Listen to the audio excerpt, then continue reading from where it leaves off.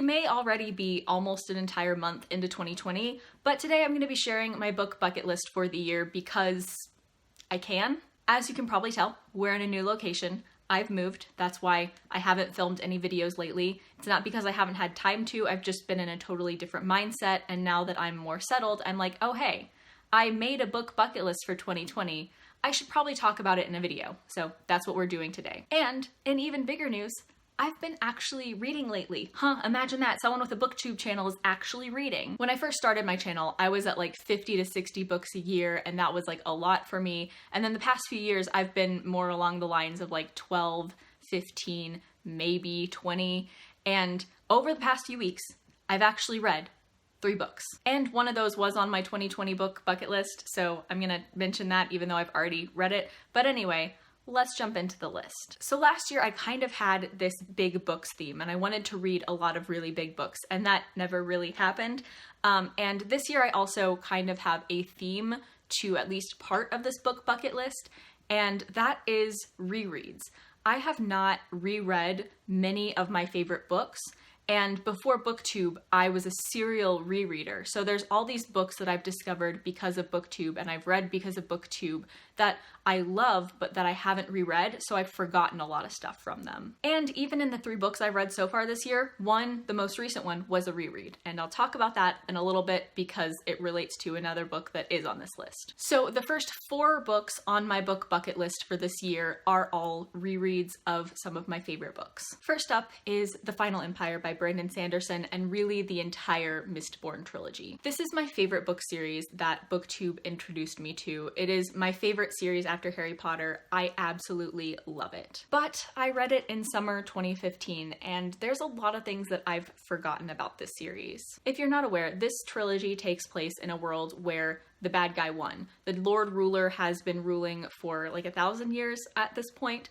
and it's awful. And the magic system in this world is called allomancy, and some people can ingest metals to do magic. Confession time. Every single time I talk about this trilogy, I avoid talking about the people who can only use one form of metal to do magic because I can't remember what they're called. They're either called mistings or mistlings, and I can't remember the correct term, and I always forget to look it up, so I'm just like, Mistborns are people that can use all of the metals, and then there are other people that can use one, because I can't remember what they're called. I think they're mistings, but I'm not sure. Because I don't want to admit that I've forgotten some very key details to a series that I've touted as one of my favorites. Clearly, I've forgotten things in the 5 years since I've read this, so I think I need to reread it this year. Next up is another series, and is the series that introduced me to manga, and that is Death Note. I want to reread Death Note so badly. We're coming up to the 4-year mark since I read this, and I'm getting to the point where I'm forgetting some things, and I'm kind of looking back at it with rose-colored glasses. Like, I want to give every volume 5 stars because I love this series so much, but I know there must be a reason that I gave them all 4 stars except for 1, and I just kind of want to do a reread of this and to kind of re-look back and see why I love it so much, and see if it does deserve to be bumped up to 5 stars, because the series as a whole, definitely 5 stars, but the individual volumes almost all have 4 out of 5. So I want to go back, look at those, and see if I agree with that or if I need to bump it up. Next up is The Chimes by Anna Smale, another one that I read almost exactly 4 years ago, and this is another one where I have just forgotten so many details about this book, and it was one of my favorite books that I read that year, and it's one of my favorite standalones, and I feel like there are so many details about this book that I just don't remember. Also, it's the one outlier on my Goodreads where I gave it 5 out of 5, 10 out of 10. I loved it, but it has a very low rating on Goodreads. That doesn't happen very often where I'm that far off of everyone else. So I kind of want to see if I can understand why people don't like it, because I just remember it being a really, really beautiful story and really beautiful writing. So I don't know if I misremember something from it or if I just have a different opinion. And then finally, for the rereads, is the book that I feel like I've talked about in every book video for the past few years. It's the book that started the entire massive shift in my reading taste back in 2017. It's If We Were Villains by M.L. Rio. This is the book that started my love of dark academia and made it my favorite genre. It's such a niche genre, but it is definitively, at this point, my favorite genre of books. I fell so in love with this story that all I wanted to consume story-wise for months after this was just different versions of this story. It introduced me to The Secret History by Donna Tartt, another of my favorite books.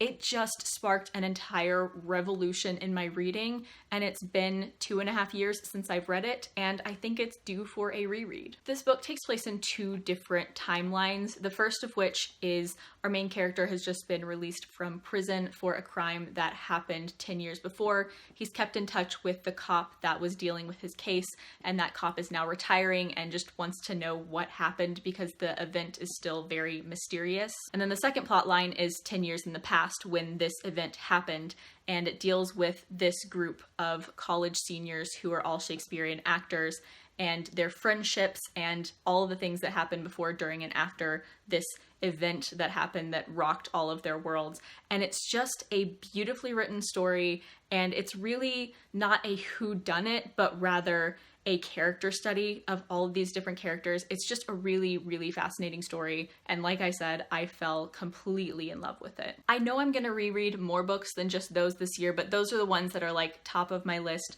Now we're gonna move on to the ones that I'm reading for the first time, and first up of those is The Song Rising by Samantha Shannon. This is book 3 in the Bone Season series, which I have long said is my favorite ongoing series.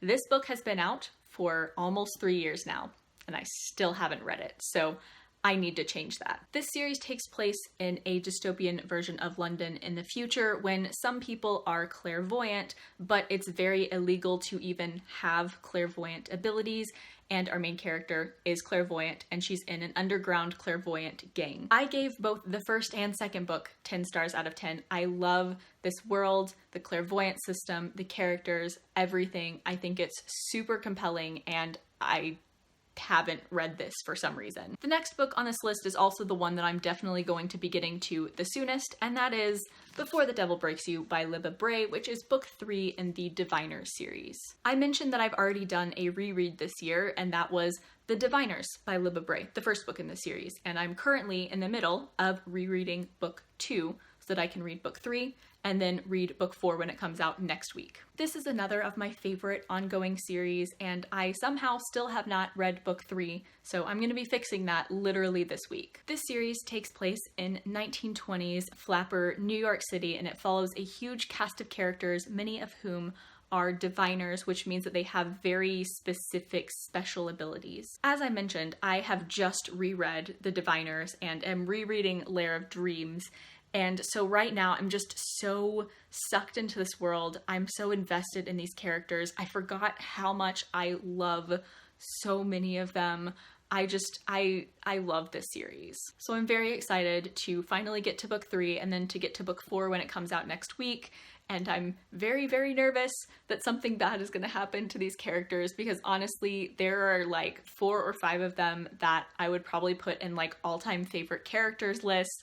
Like, I just want to protect them, and I'm so scared something bad is gonna happen to them. Seriously, if anyone harms a single hair on Sam Lloyd's head, I will be murderous. Next up is another completion to one of my favorite series, and that is the Battle Royale manga series. This is based off of the novel Battle Royale by Koshin Takami, and I have been reading this manga series for like almost 3 years now, so I need to finish it this year. In addition to the rereads that I want to do this year, I also want to focus a lot on manga this year because there are so many that sound so cool, and I've really been in a manga mood, so these are definitely ones I hope to get to pretty soon, probably after my read of The Diviners. Also, another thing I want to do sometime soon is to do like a 30-day manga challenge where I read a volume of a manga every day for 30 days.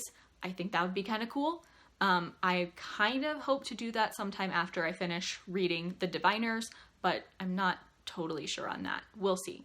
If I do, those 5 volumes will be included, and there's a lot more in this cube back there that will also be included. Next up is the big one. It's the scary one. There's a massive book missing right there, and that's because it's in my hand. It's Infinite Jest. I mentioned this as a book I wanted to read last year in my big books reading year, and honestly, I had every intention of reading this. In fact, you might be able to tell, I started it, but I made the mistake of starting to read it in like the end of October, the beginning of November, when I was trying to do NaNoWriMo, which was just the worst idea, because if I'm going to read this, this is a commitment.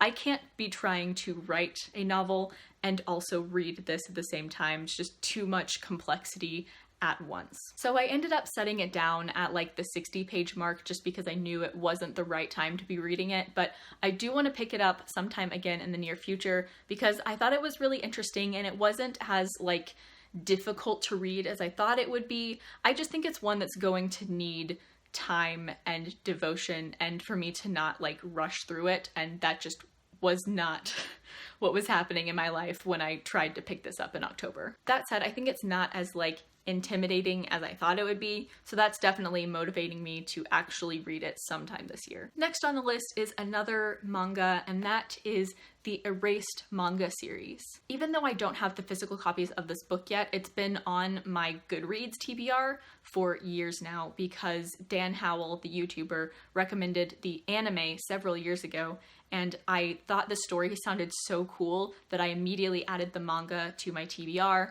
and that's where it still sits. From what I've seen, it's a mystery and there's also a time travel element to it, which are things that I really, really love. It sounds super cool. Honestly, the main reason I haven't read this yet is because my library hasn't had it, and all of the English editions that I've ever seen have been in hardcover, which means I have to buy several manga volumes in hardcover, which gets really pricey. So I just haven't wanted to shell out the money for it yet, but I want to read it really badly, so I'm probably going to end up doing that this year. Next up is Nice Try Jane Sinner by Leanne Olkey. This is a book that I've been meaning to read ever since I first heard that it existed because it sounds like everything that I would ever love in a book. So I just really need to finally read it this year because I know I'm going to love it. So this main character has been described as a Slitherclaw by Kat from Katie-tastic, and yes please, Slitherclaw here. Love that.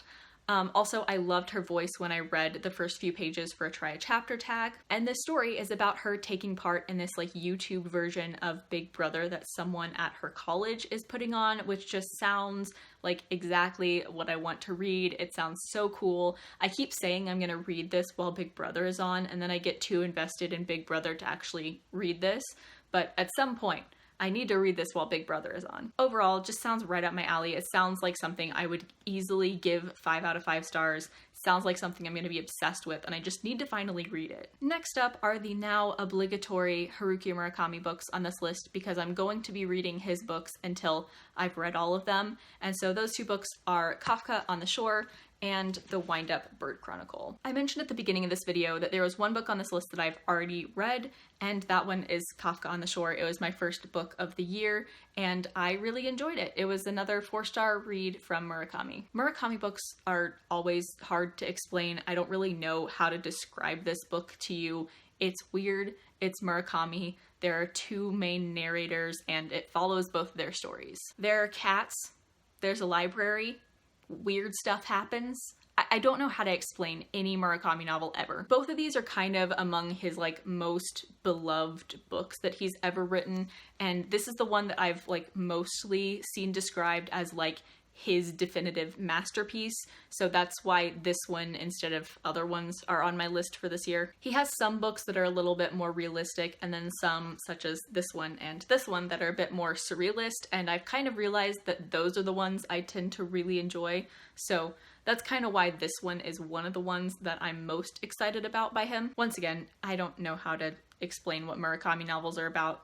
They're weird. Next up is Ghost Written by David Mitchell. I think I have 4 or 5 David Mitchell books now, and I have yet to read a single one of them, so this is the year I change that. Anytime I read a description of a David Mitchell book, it always feels like I'm reading a description of a Murakami book because it's just a lot of like details about the story, but nothing about like what's actually gonna happen in it. It just seems very vague, but also very intriguing, and this is the one that has most intrigued me. From what I can tell, it follows a large cast of characters and weird stuff happens, and those characters' plots kind of like intertwine together.